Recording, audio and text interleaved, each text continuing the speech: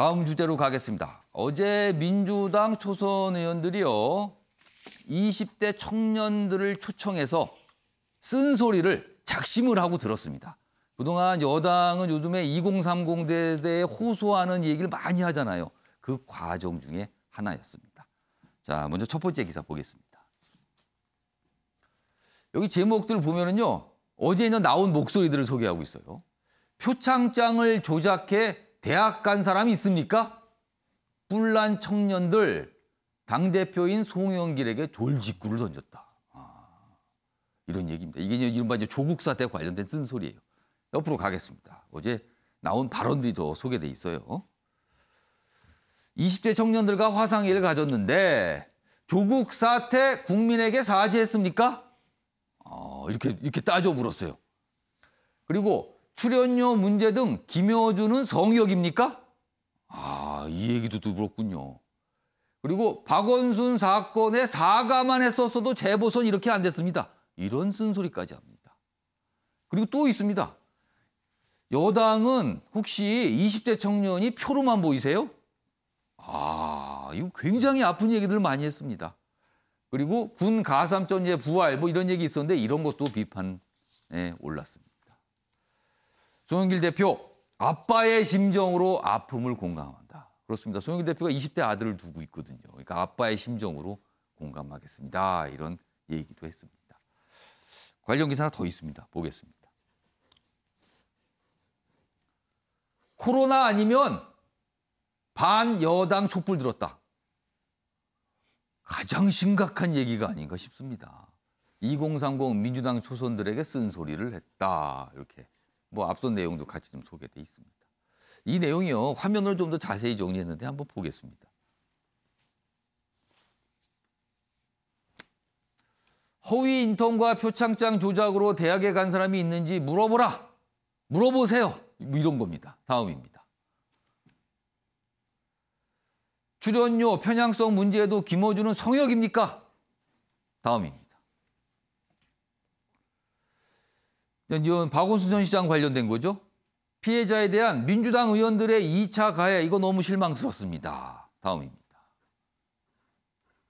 군 가삼전제는 위헌 판결을 받고 폐지된 겁니다. 민주당이 이제 와서 법안을 내놓은 것은 청년을 표로밖에 생각하지 않는다는 것입니다.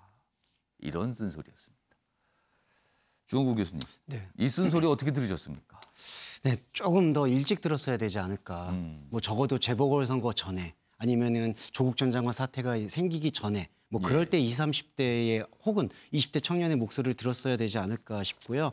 너무 안타까운 게 지금 민주당에 대해서 20대 청년들의 마음이나 여론은 거의 돌아서지 않았나. 그런 씁쓸함을 조금 확인하게 된 시간인 것 같습니다. 대표적으로 20대가 지금 갖고 있는 불만이 사실은 그 당원들이나 이 민주당이 갖고 있는 생각과는 조금 다른 것 같아요. 민주당이나 이 여권에 있는 분들은 20대를 향해서 어떤 현실적인 부분을 충족을 시켜주면은 그렇게 만족을 할 거다. 그러니까 근시안적인 그 생각을 가지고 접근했던 것들이 당장의 어떤 20대들의 현안 문제를 해결해주면 괜찮지 않을까라는 생각을 한다는 거네요. 그런데 오히려 이제 대표를 하실 수 있는 이 20대 청년분들의 목소리를 들었을 때에는 공정이라든지 성인지 감수성 이런 부분의 상식선이 다 무너졌는데 도대체 무슨 소리를 하시냐라는 아주 원론적인 말씀, 더 본질적인 말씀들을 하고 계셨다. 그런 부분에 대해서 좀 더 근본적으로 들여다봐야 되지 않는가. 군 가삼점 그 부활 그런 얘기가 대표적인 사례입니다. 20대가 원하는 게 그런 게 아니거든요.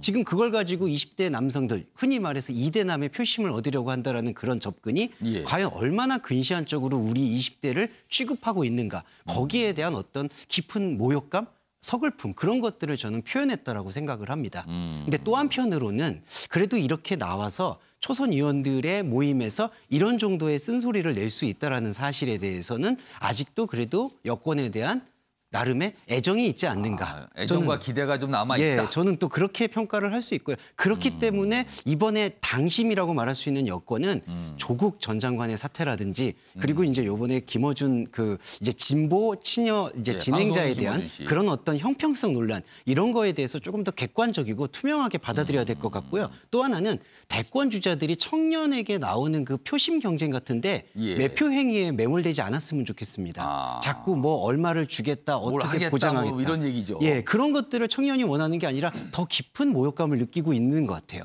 그래서 그런 부분을 자제해야 될 것 같고요. 예. 그리고 마지막으로 저 송영길 대표랑 예. 그리고 이 고인영 의원이 좀 인지 감수성이 시작점이 좀 잘못되신 것 같아요. 아, 어떤 점에서 그렇게 네. 보셨어요? 나도 20대 아들을 뒀다. 이런 표현은 지금 하지 말으셨어야 됩니다. 왜냐하면 20대 표심은 자신들을 주체적인 유권자로 봐달라는 거거든요. 아. 근데 마치 아들이나 자식을 케어하는 마음으로 이렇게 달래주겠다라는 돌봐야 되는 대상으로 보는 거 아니야, 네, 혹시라도? 돌봄의 대상이 절대로 아닙니다. 이제 앞으로 사회의 주역이 되셔야 될 이 부분들을 예. 이렇게 같은 동등한 시선에서 보고 정책을 고민하셔야 되는데 아빠의 심정으로 들여다보겠다. 마음은 심정은 충분히 이해되지만 그런 접근 자체를 지금 쇄신하셔야 된다고 생각합니다. 아들들은 대개 아빠를 이런 표현을 쓰죠. 꼰대 뭐 이런 표현 쓰잖아요. 그런 아들들이 많은 것 같아요. 근데 지금 그 부분에 대해서 지금 주원 교수님께서 지적을 하셨어요. 그런 심정이 아니고 동등하고 앞으로 사회의 주역이 될 사람으로 봐서 돼야 된다. 이런 말씀이시네요, 지금요. 자, 김관옥 교수님. 네.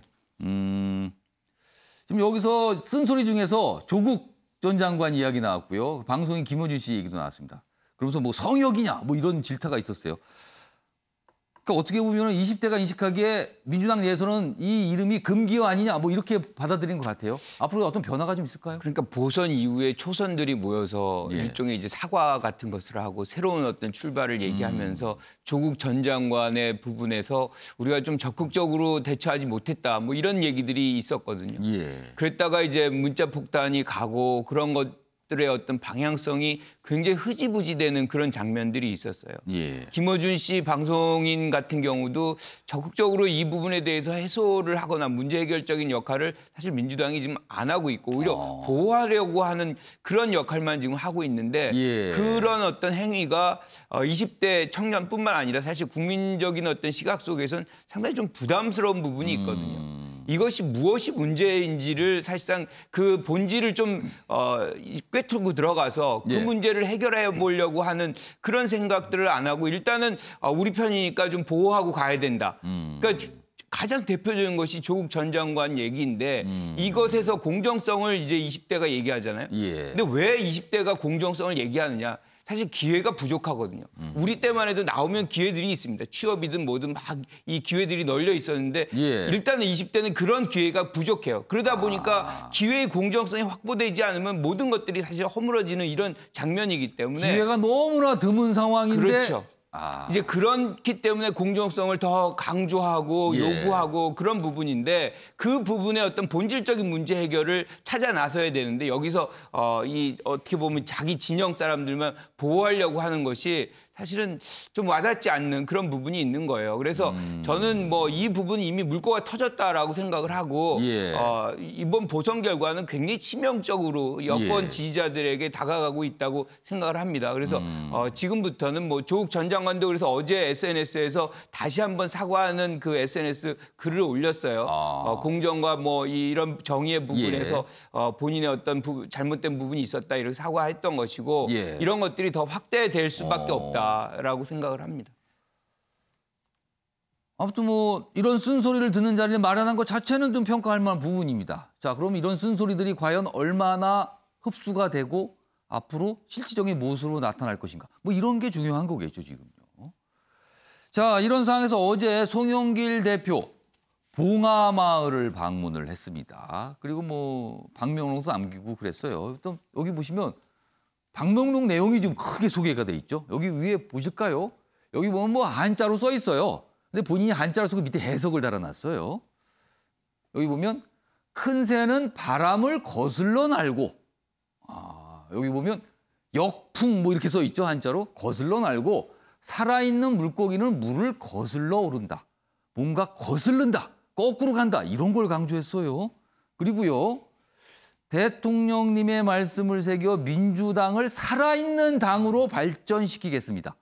자, 그렇다면 지금은 살아있는 당이 아니라는 뜻으로 들리기도 합니다. 그러니까 여기서 이 방명록에요. 거슬러 날고 거슬러 오른다. 이 부분과 살아있는 당. 이거 해석이 필요한 대목 같습니다. 그 옆에 방명록을 쓰는 모습도 사진으로 담겨 있습니다. 자, 그럼요. 이와 관련된 영상 확인해 보겠습니다.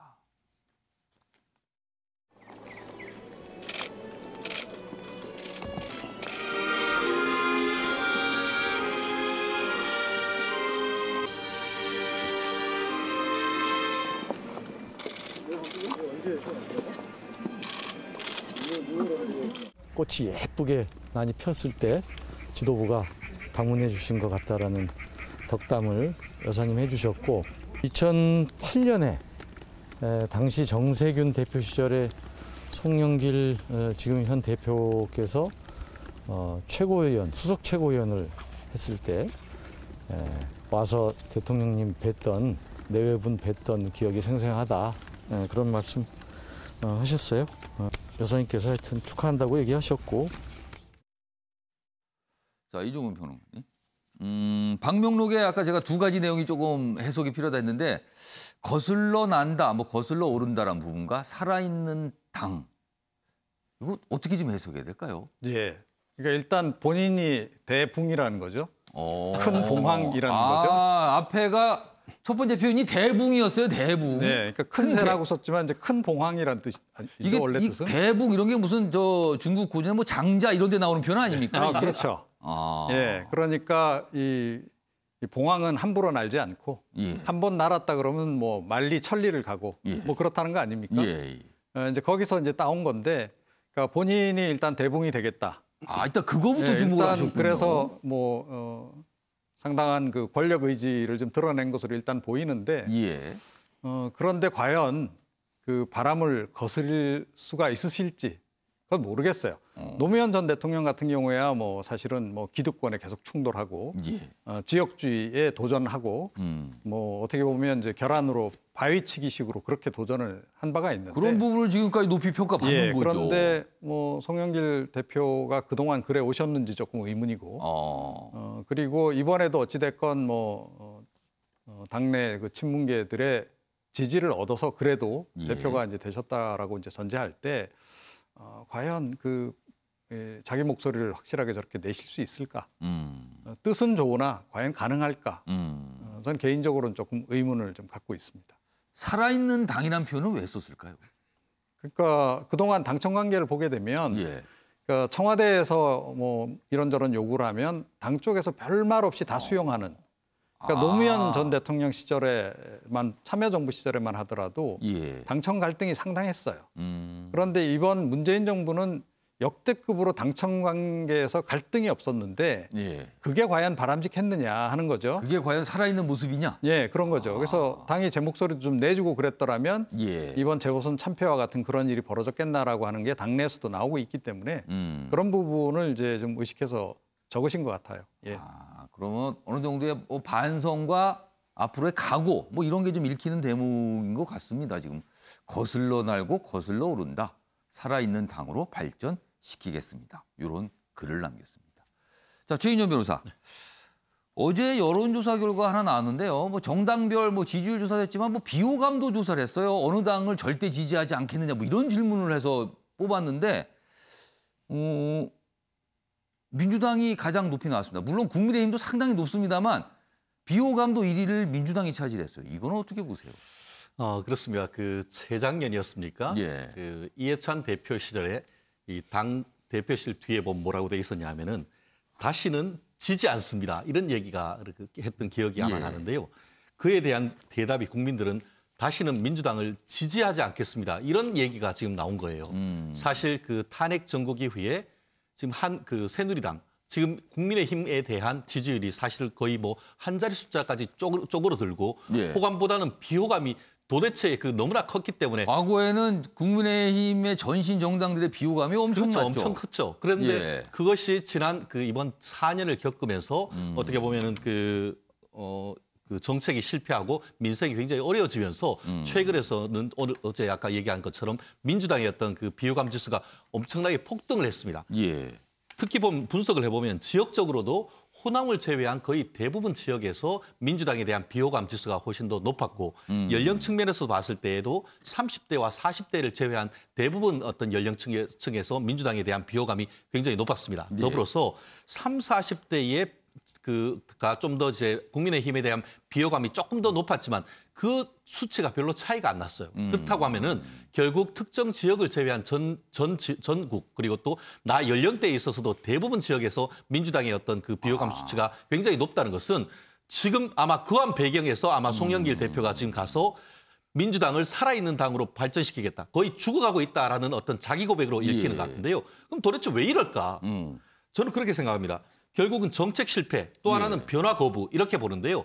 정책 실패는 뭐 너무나 잘 알지 않습니까? 지금 뭐 부동산 문제라든가 아니면 청년 정책이라든가 노동개혁 이런 것들이 없지 않습니까? 그에 대한 정책 실패. 그럼 이제 4.7 그 지방선거를 계기로 해서 뭔가 바뀌어야 되는데 아시다시피 이번 그 당대표 선거에서는 송영길 그 당대표가 됐고 이 그 원내대표는 윤호중 대표가 됐습니다. 예. 어떻게 보면 윤호중 대표는 친문의 강성 지지고 또 예. 어떻게 보면 송영길 대표 이외에 다른 최고위원들은 여전히 친문입니다. 예. 결국 이 부분은 뭐냐면 국민은 변화를 바랬지만 변화보다는 있는 그대로 계속 가겠다라는 그런 민주당의 의지가 있기 때문에 예. 지금까지 과거의 정책 실패, 나아가 미래에 대한 비전 제시에 현재로서는 상당히 어려움이 있다. 이런 측면이 그런데 다만 한 가지 아시다시피 비호감이란 것은 거꾸로 호감으로 갈 수 있다. 이게 무관심이 무서운 거지. 비호감은 어떻게 잘 하느냐에 따라 호감으로 바뀔 수 있다는 비호감 점에서 자체도 관심이다. 그렇죠. 그렇기 때문에 어떻게 하느냐에 따라서 이게 달려 있는데 적어도 미래에 대한 비전 그리고 새로운 정책에 대한 변화 이런 부분을 송영길 대표는 보여줘야 된다고 봅니다. 지금 뭐 몇 가지 이 내용들 좀 전해 들었는데 뭐 공통된 내용입니다. 쓴소리 나오고 민주당에 대해서 지금 뭔가 바뀌어야 된다는 그런 얘기를 계속 하는 거거든요, 지금요. 그리고 여기 소영길 대표의 방명록 역시 뭔가 바뀌겠다는 의지가 좀 드러난 대목들이 담겨 있습니다, 지금.